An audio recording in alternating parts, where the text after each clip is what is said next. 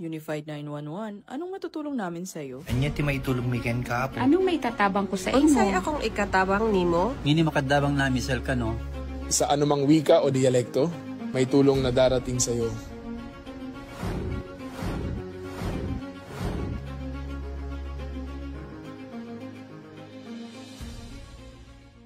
Lilingkod sa bawat Pilipino at magbibigay ng tamang impormasyon para sa tahimik at maayos na Pilipinas. Police News Network, alagad ng batas, tagapagtaguyod ng balitang pulis, sandigan ng mamamayan, patnubay ng katotohanan. La Campo Crame, maghahatid ng pinakahuling kaganapan at nagbabagang balita. Ito ang PNN Police News Network. At ngayon, ang inyong mga tagapagbalita. Magandang araw, bagong Pilipinas. Ako ang inyong alagad ng batas, tagataguyod ng Balitang Pulis, Patrolman Josel Atienza Sacmar mula sa Regional Community Affairs and Development Division ng NCRPO. Maghatid sa inyo ng tamang balita, kwento ng pulis at serbisyo para sa mamamayan. Ito ang PNP News Online, ang pangunahing balita ng Police News Network. Alagad ng batas, tagataguyod ng Balitang Pulis.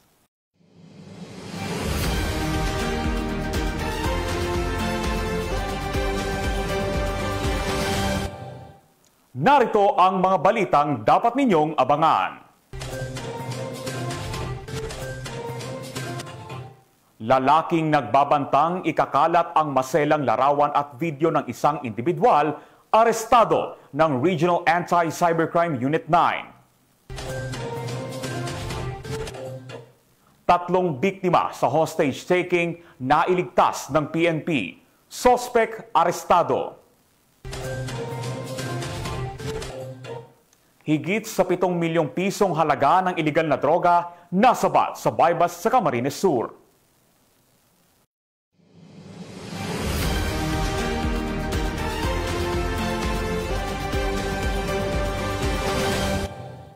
Narito ang mga balitang hatid ng ating PNN correspondents mula sa iba't ibang panig ng bansa.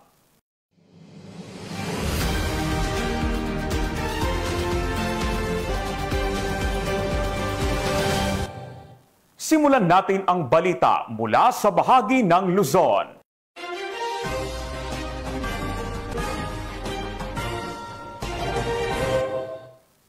Lalaking nagbabantang ikakalat ang masiselang larawan at video ng kanyang biktima, arestado sa entrapment operation ng Regional Anti-Cybercrime Unit 9 sa Zamboanga City.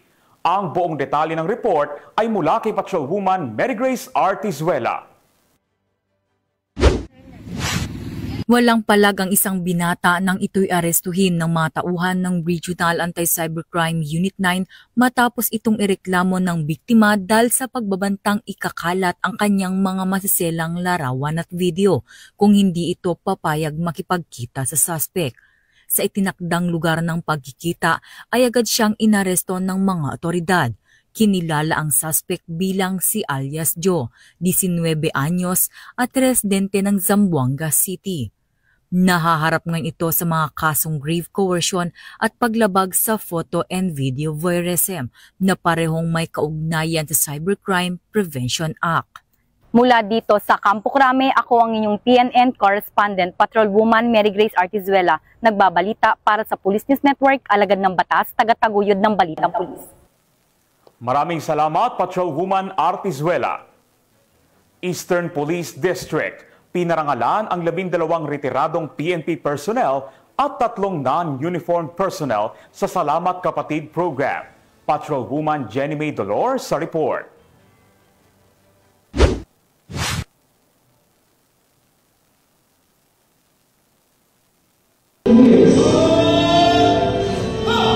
Pinangunahan ng Eastern Police District ang seremonya upang bigyan ng pagkilala at parangal ang 12 retiradong uniform police officer at 3 non-uniform personnel o NUP sa Salamat Kapatid Program. Ang aktibidad ay ginanap sa EPD Headquarters at ito ay pinasinayaan ni Police Colonel Leonard L. Luna, Deputy District Director for Administration, kasama si Police Colonel Aldren S. Gran, Chief District Directorial Staff ng EPD, at dinaluhan ng iba pang mga opisyal ng nasabing distrito, kasama ang mga pamilya ng mga retirado. Layunin ng programa na pasalamatan ang mga veteranong pulis sa kanilang dedikasyon, sakripisyo at tapat na paglilingkod sa bayan at sa komunidad sa loob ng maraming taon. Tumanggap ang mga retirado ng mga plake ng pagkilala at iba pang mga tokens ng pasasalamat bilang pagpupugay sa kanilang marangal na pagtatapos sa serbisyo. Nagbigay naman ng kanyang mensaheng pasasalamat si retired Police Lieutenant Colonel Joseph Y. Aranda sa karangalang makapaglingkod sa bansa at sa mamamayan bilang alagad ng batas. Kanyang ipinaabot ang taos-pusong pasasalamat sa mahigit 20 years niyang pagsiserbisyo sa PNP na siyang nagsilbing pangalawa niya ng tahanan at pamilya. Nagpapasalamat ako sa Panginoon natin kasi sa haba ng panahon, nakaabot ako ng retirement na kahit pa paano, nasa maayos na kalagayan, kalusugan. Maging masaya ako kasi mababalik na ako sa mga pamilya ko. Yung mahabang panahon na ginugol ko serbisyo, yung mga oras na wala ako sa mga special occasions, birthday, Christmas man yan, kahit anong holiday, wala ako sa masasabi na magaan ang pakiramdam ko kasi sila naman ang paglilingkuran ko. Sa inyong pagre-retiro, ito hindi katapusan kundi panimulang yugto ng inyong buhay. Saludo ang buong kapulisan ng Eastern Police District sa inyong serbisyo at paglilingkod sa ating bayan. Mula dito sa Eastern Police District, ako po ang inyong Police News Network Correspondent, Patrolwoman Jenny Midolor, alagad ng batas, tagataguyod ng Balitang Pulis. Maraming salamat, Patrolwoman Dolor. Department of Labor and Employment at PNP naglunsad ng Tupad Orientation Program para sa 131 na benepisyaryo sa Pangasinan.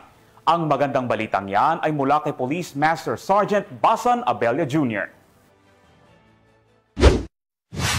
Opisyal na inilunsad ng 104th Maneuver Company Regional Mobile Force Battalion 1 ang Tupad Orientation Program bilang bahagi ng 5-piece impact project na pangkabuhayan alay ng pulis katuwang ang Department of Labor and Employment, Eastern Pangasinan Field Office. Naganap ang aktibidad noong Nobyembre 26, 2025 sa bayan ng Eastern Pangasinan bilang tugon sa pangangailangan ng mga residenteng naapektuhan ng nagdaang bagyo. Aabot sa 131 benepisyaryo ang nakatanggap ng kabuuang 661,550 pesos bilang tulong pangkabuhayan upang muling makapagsimula matapos masalanta ang kanilang kabuhayan. Pinangunahan ng programa ni Police Master Sergeant Nick F. Binoya sa ilalim ng pamumuno ni Police Major Ronel K. Balangkod, katuwang si Attorney Charlene B. Lagua, Vice Chairwoman ng 104th Maneuver Company Advisory Council na nagpaabot ng kanilang suporta sa pagpapatupad ng nasabing proyekto. Layunin ng tupad na mabigyan ng pansamantalang trabaho ang mga pamilyang naapektuhan ng kalamidad at tiyaking hindi sila napag-iiwanan sa prosesong muli nilang pagbangon. Sa pamamagitan ng sama-samang pagsisikap ng DOLE at PNP, lalo pang napagtibay ang ugnayan sa pagitan ng pamahalaan at komunidad. Isang malinaw na hakbang tungo sa mas matatag na kabuhayan at mas maunlad na bagong Pilipinas. Mula dito sa Ilocos Region, ako po ang inyong PNN Correspondent, Police Master Sergeant Robert Abella Jr., alagad ng batas, tagataguyod ng Balitang Pulis. Maraming salamat, Police Master Sergeant Abella. Isang dating miyembro ng Alyansa Manggagawang Bukid ang voluntaryong sumuko sa La Paz PNP. Ibabalita yan ni Patrolwoman Janice Bulahaw. Isang dating kasapi ng Alyansang Manggagawang Bukid ng Hacienda Luisita ang kusang loob na tumalikod sa kilusan at sumuko sa La Paz Municipal Police Station sa Barangay San Roque, La Paz, Tarlac. Kinilala ni Police Brigadier General Ponce Rogelio I. Peñones Jr., Regional Director ng Pro-3, ang nagbalik loob na si alias Ka James, 68 taong gulang, may asawa, walang trabaho at residente ng Block 6, Barangay Motrico, La Paz, Tarlac. Ang kaniyang pagsuko ay naging matagumpay sa pamamagitan ng koordinasyon at negosasyon ng mga tauhan ng La Paz Municipal Police Station, katuwang ang Provincial Intelligence Unit Tarlac PPO at Regional Intelligence Unit Pro 3. Voluntaryong isinuko ni Ka James ang isang hindi lisensyadong caliber 38 revolver na walang serial number at kargado ng 3 pirasong live ammunition na ngayon ay nasa kustodiya ng mga otoridad para sa tamang disposisyon. Patuloy na isinusulong ng Pro 3 at Tarlac PPO ang mga programa para hikayatin ang iba pang dating kasapi ng mga makakaliwang grupo na magbalik loob, talikuran ang marahas na ideolohiya at mamuhay ng mapayapa alinsunod sa layunin ng pamahalaan tungo sa mas ligtas at mas maunlad na komunidad. Mula dito sa gitnang Luzon, ako ang inyong PNN correspondent, Patrolwoman Janice Bulahaw, alagad ng batas, tagataguyod ng Balitang Pulis. Maraming salamat, Patrolwoman Bulahaw. Dahil sa mabilis at mahusay na aksyon ng PNP, nailigtas ang 3 biktima sa hostage-taking. Suspect sa pang-hostage, arestado. Patrolwoman Priscel May Urbano sa report. Na naaresto ng Quezon Police Provincial Office ang isang individual at naligtas ang 3 babae matapos ang insidente ng hostage-taking sa Barangay Kipot, Chaong, Quezon Province nito lamang 26 ng Nobyembre taong kasalukuyan. So kanina pong bandang alas 12:20 ng tanghali, nakareceive po ang Chaong Police Station ng isang tawag na kung saan po isang babae ang binugbog ng kanyang dating ka-live-in. So nagresponde po ang ating kapulisan. At pagdating nga po dun sa lugar, tumakbo po itong suspect at pumasok po sa isang apartment. At dun po sa loob po ng apartment, ng hostage po itong suspect na ito upang maiwasan ang paghuli ng ating kapulisan gamit po ang isang pan-knife. So dito po nagsimula po ang hostage negotiation na kung saan pinangunahan po ito ng Chaong Police Station, ng First Maneuver Company at ng LGU. So tumagal din po ng ilang oras ang hostage negotiation.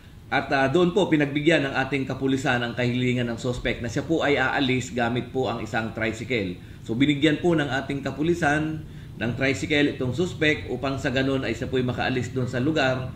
At nangako po siya na iiwanan po niya at yung pong mga biktima. So doon po sinamantala ng ating kapulisan na mahuli po itong suspect at mailigtas po ito pong mga biktima. Kinalala ang suspect na si alias Fed, 44 taong gulang, residente ng Barangay Lusacan, Chaong, Quezon Province. Ayon sa ulat ng Quezon Police Provincial Office, sa pamumuno ni Police Colonel Romulo A. Albacea, Acting Provincial Director, ang matagumpay na operasyon ay nagpapakita ng dedikasyon at kahandaan ng ating kapulisan sa pagtugon sa mga sitwasyong naglalagay sa panganib sa buhay at seguridad ng ating mga kababayan. Mula dito sa PRO Calabarzon, ako ang inyong Police News Network Correspondent, Patrolwoman Priscel May Urbano, alagad ng batas, tagataguyod ng Balitang Pulis. Maraming salamat, Patrolwoman Urbano. Higit sa 7 million pesos na halaga ng shabu ang nakumpiska sa isinagawang anti-illegal drug operation sa Minalabak, Camarines Sur. High-value target, arestado. Yan ang balitang hatid ni Police Corporal Angeli Torrecampo.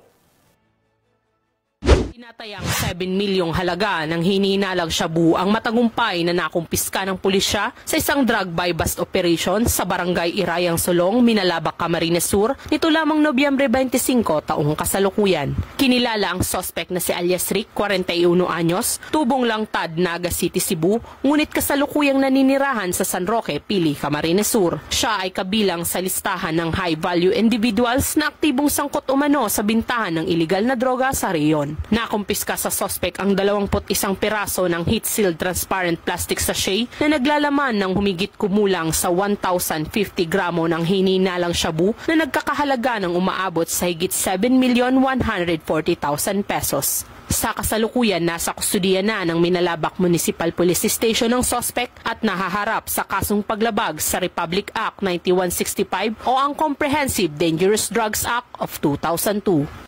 Mula dito sa Riyong Bicol, ako ang inyong PNN Correspondent, Police Corporal Angeli Torrecampo, alagad ng batas, tagataguyod ng Balitang Pulis.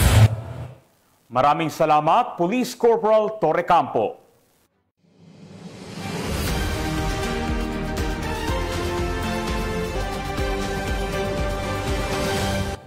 Simulan natin ang balita mula sa bahagi ng Visayas.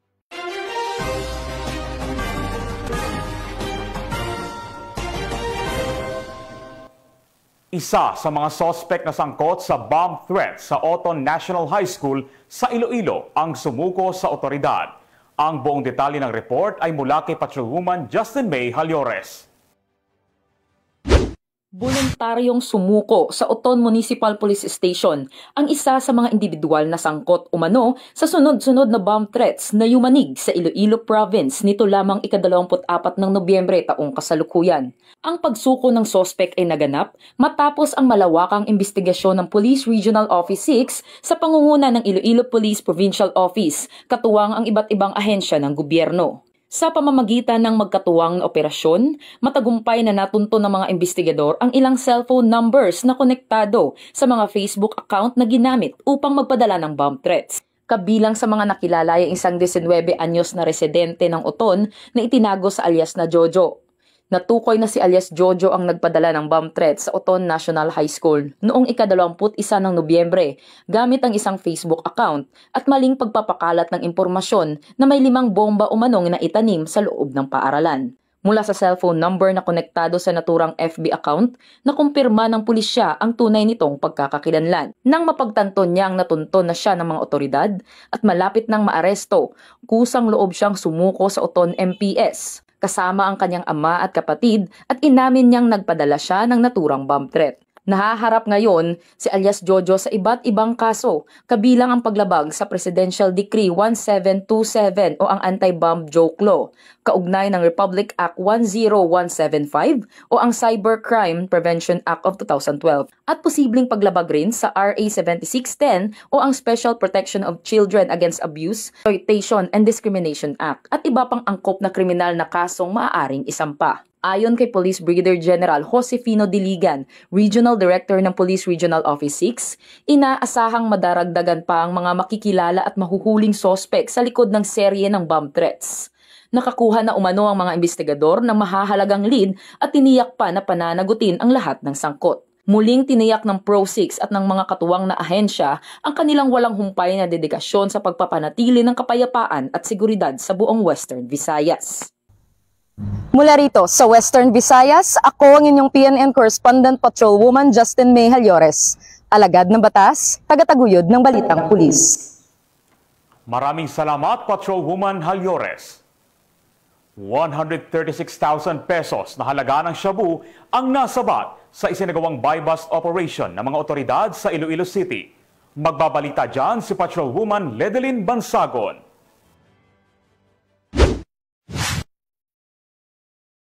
Muling naaresto ang lalaki na kilala sa alias na Nene sa buy-bust operation ng Station Drug Enforcement Team ng Iloilo City Police Station 1 sa Barangay Molliluni City proper bandang alas 8:40 ng gabi nito lamang ika-25 ng Nobyembre taong kasalukuyan. Kinilala ni Police Captain Melchor Tolentino, Officer in charge ng Iloilo City Police Station 1 ang suspect sa alias na Nene, 53 taong gulang, residente ng Zamora Extension, Barangay Concepcion, Iloilo City, at pansamantalang naninirahan sa lugar ng operasyon. Aminado si alias Nene na ito na ang ikalawang pagkakataon na nahuli siya sa iligal na droga.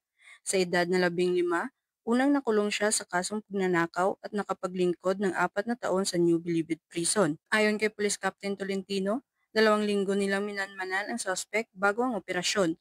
Nagmumula naman sa paligid ng city proper ang ibinebenta niyang iligal na droga sa mga parokyano. Dagdag pa niya, tinukoy si alias Nene bilang habitual offender dahil sa paulit-ulit na pagkakasangkot sa krimen at kamakailan lamang nakalabas mula sa BJMP matapos magsilbi ng sentensya sa pagnanakaw. Sa operasyon, nakabili ang mga operatiba ng isang sachet ng hinilaang shabu gamit ang 6,000 pesos na marked money. Na-recover din ang 6 na bulto ng shabu mula sa bulsa ng suspect na may kabuuang bigat ng higit kumulang 30 gramo at may estimated standard drug price na 136,000 pesos. Kasalukuyan siya nasa kustudiya ng Iloilo City Police Station 1 at haharap sa kasong paglabag sa Republic Act 9165 o ang Comprehensive Dangerous Drugs Act of 2002. Patuloy naman ang kampanya ng Iloilo City Police Office laban sa illegal na droga upang mapanatili ang kaayusan at kaligtasan ng komunidad. Mula dito sa Police Regional Office 6, ako ang inyong Police News Network Correspondent, Patrolwoman Ledelyn Bansagon, alagad ng batas, tagataguyod ng balitang pulis.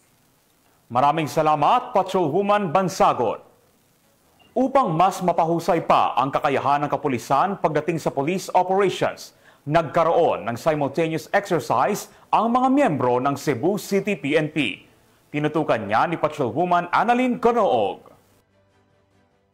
Ng Cebu City Police Office ang kanilang mas pinatibay na kahandaan sa operasyon sa serye ng simulation exercise bilang paghahanda para sa nationwide rollout ng Enhanced Managing Police Operations Challenge at simulation exercise na nakatakda sa Nobyembre 27 sa taong kasalukuyan. Sa pangunguna ni Police Colonel George V. Iliana, Officer in Charge, isinagawa ng iba't ibang police units ang sunod-sunod na scenario-based simulations na tumutok sa pagresponde ng bomb threat, pamamahala ng protest rally, hostage rescue, robbery incidents at iba pang sitwasyong nangangailangan ng mabilis at koordinasyong aksyon mula sa kapulisan. Layunin ng serye ng pagsasanay na ito ay palawakin at patibayin ang kakayahan ng Cebu City Police Office sa pag-manage ng police operations lalo't na papalapit ang Kapaskuhan at pagdagsa ng mga tao para sa sinulog 2026. Matapos ang bawat simulation, isinagawa ang masusing critic at assessment upang matukoy ang lakas, kahinaan at mga aspetong kinakailangang paigtingin. Bagamat simulated lamang ang mga senaryo, binigyang diin ng Cebu City Police Office na ang lahat ng ito ay tinitingnan na parang totoong operasyon. May pinakamataas na antas ng focus, disiplina at determinasyon upang matiyak ang kahandaan sakaling magkaroon ng aktwal na insidente. Hinikayat ng mga kapulisan ang publiko na makipagtulungan sa kapulisan sa pamamagitan ng maagap na pag-uulat ng anumang kahina-hinalang kilos, tao o bagay upang masiguro ang kaligtasan ng lahat. Mula dito sa Cebu City Police Office, ako ang inyong Police News Network Correspondent, Patrolwoman Annalyn N. Canoog,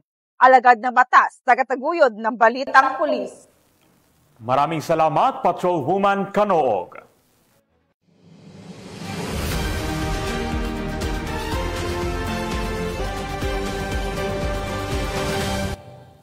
Simulan natin ang balita mula sa bahagi ng Mindanao.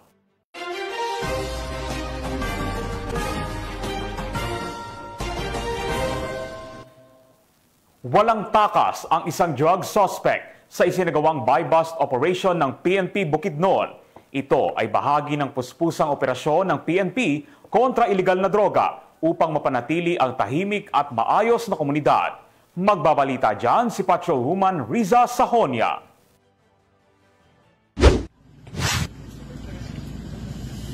Arestado ang isang drug suspect sa isinagawang joint buy-bust operation ng City Drug Enforcement Unit, Bukidnon Provincial Intelligence Unit, katuwang ang mga kapulisan ng Valencia City Police Station sa Valencia City, Bukidnon. Kinilala ni Police Lieutenant Colonel Brian M. Panganiban, officer in charge ng Valencia City Police Station, ang drug suspect na si Elias Suisoy, lalaki at residente ng nasabing lugar. Sa ikinasang joint buy-bust operation ng mga operatiba bandang alas 6 ng gabi ay nagresulta sa pagkakakumpiska ng mga pakete ng hinihinalang shabu, isang cellphone, isang 500 peso bill na ginamit bilang buy-bust money at iba pang mga non-drug items. Ang suspect ay nahaharap sa kasong paglabag sa RA 9165 o Comprehensive Dangerous Drugs Act of 2002. Mula dito sa Northern Mindanao, ako ang inyong Police News Network Correspondent, Patrolwoman Riza Sahonia, alagad ng batas, tagataguyod ng Balitang Pulis.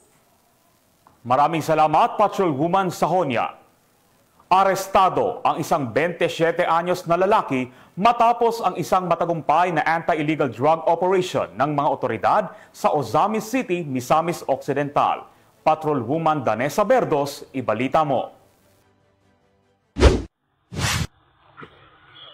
Arestado ang isang individual sa ikinasang buy-bust operation ng mga operatiba ng Ozamis City PNP sa Barangay Karangan, Ozamis City, Misamis Occidental. Kinilala ni Police Lieutenant Colonel Harvey Villanosa, officer in charge ng Ozamis City Police Station, ang suspect na si alias Tata, lalaki 27 taong gulang at residente ng Zamboanga City.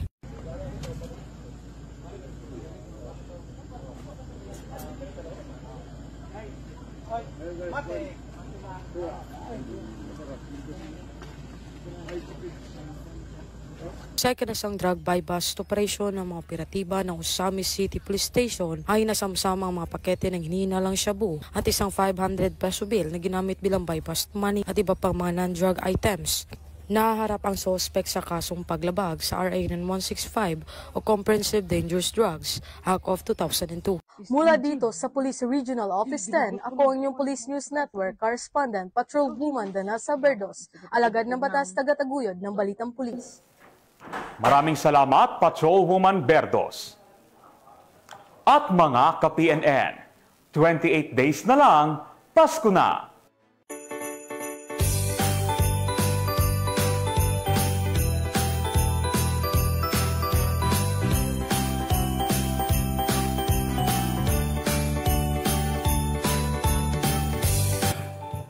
Sa ngalan ng pamunuan ng Philippine National Police, sa pangunguna ni Acting Chief PNP, Police Lieutenant General Jose Melencio Corpuz Nartates Jr.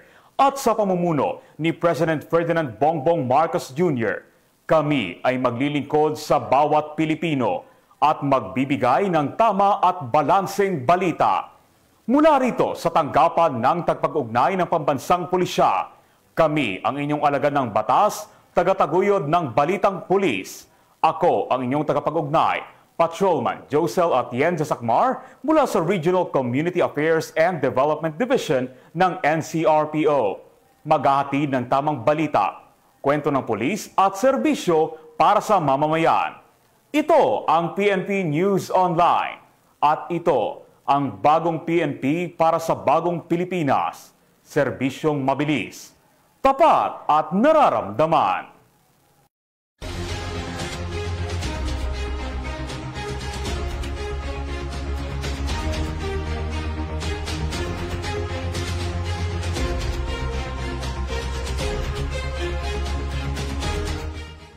Police News Network, alagad ng batas, tagapagtaguyod ng balitang pulis.